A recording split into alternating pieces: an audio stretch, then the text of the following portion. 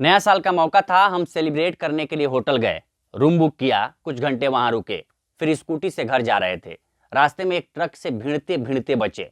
कुछ देर चले ही होंगे कि एक कार वाले ने टक्कर मार दी। मेरी दोस्त कार में फंस गई। कार सवार ने कई बार गाड़ी आगे पीछे की, फिर दोस्त को घसीटते हुए स्पीड से आगे निकल गए। ये बयान दिल्ली के कंझावला केस में मृतका की दोस्त कही जाने वाली चश्मदीद का है। मैंने किसी को नहीं बताया, मैं घर पे चली गई डर के मारे। मैं घर पे जाने के बाद मैं बहुत रोई।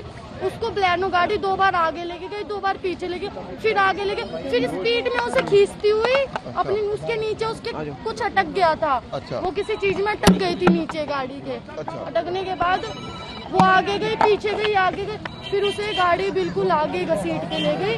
फिर उसे घसीटते घसीटते वो छुट्टी नहीं होगी, उसे घसीटते घसीटते बिल्कुल आगे। उसने कहा कि एक्सीडेंट के वक्त मृतका ने शराब पी हुई थी, बहुत ज्यादा नशे में थी, स्कूटी खुद चलाने की जिद कर रही थी। हाँ, उसने यानी चश्मदीद ने शराब नहीं पी थी।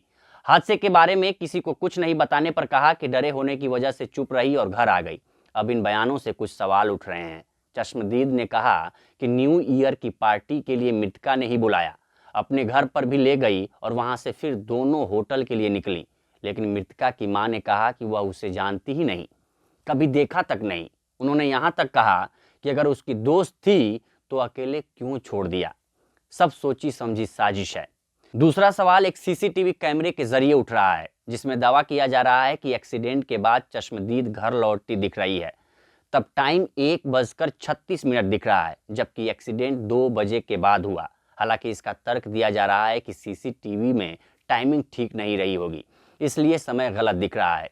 तीसरा सवाल शराब पीने को लेकर उठ रहा है। जिस होटल में दोनों के जाने की बात कही जा रही है, उसके मैनेजर ने एक बयान में कहा कि दोनों ने शराब पी थी, जबकि चश्मदीद का कहना है कि उसने नहीं, सिर्फ मृतका ने ही शराब पी थी। इस बीच एक और बयान आया है। मृतका के डॉक्टर कहे जा रहे हैं, डॉक्टर भूपेश कहते हैं कि शराब पीने की थ्योरी गलत है। पोस्टमार्टम रिपोर्ट में इस तरह की कोई बात सामने नहीं आई है। चौथा सवाल कि चश्मदीद एक्सीडेंट के बाद करीब 50 घंटों तक चुप क्यों रही। पड़ताल करते हुए जब पुलिस की टीम घर पहुंची, तब इस बात का खुलासा हुआ कि एक्सीडेंट वाली रात मृतका के साथ कोई और भी था।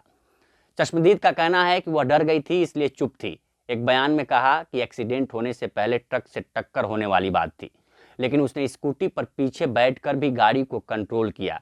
ऐसे में क्या निधि टक्कर के बाद पुलिस के पास नहीं जा सकती थी?